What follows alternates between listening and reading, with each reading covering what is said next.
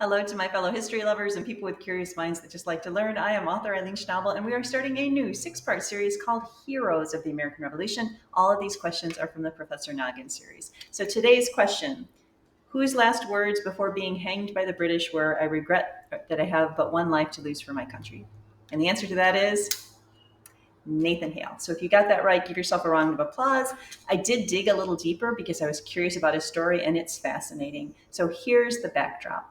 This is right after the Battle of Long Island, and if you will remember, that is a disaster for George Washington. Basically, British General Howe creams his team, so to speak, wipes the floor with Washington, and he is about to be captured along with his men when there is a fortuitous heavy fog and a lot of brave fishermen that actually ferry Washington and over 9,000 troops back across the water so they live to fight another day.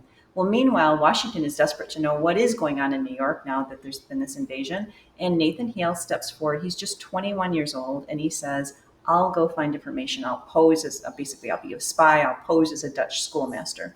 And I wondered, well, why did he pick that as his cover? And it turns out he was a school teacher.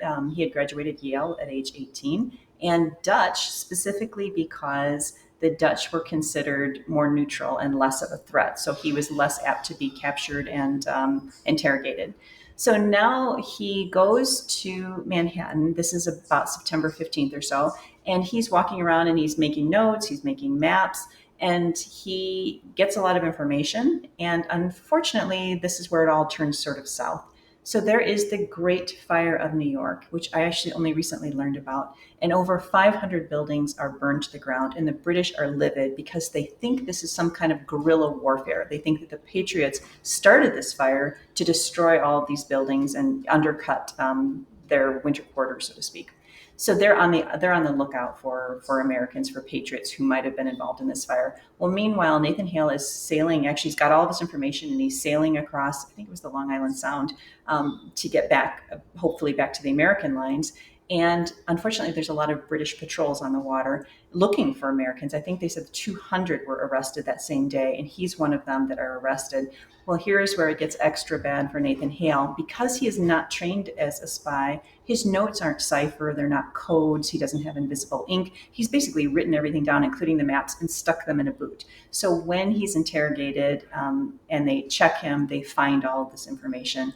And they are extra, maybe livid, extra looking at Americans, because this was another interesting side note that Washington had hinted at one point something to the effect of, if New York was taken, it might have to be sacrificed. And the British kind of took that to mean he had been sort of ordering this to begin with. So they're very anti-patriot at this point, and Nathan Hale pays the price. And lastly, this was a picture of Nathan Hale here. Let me just show you this.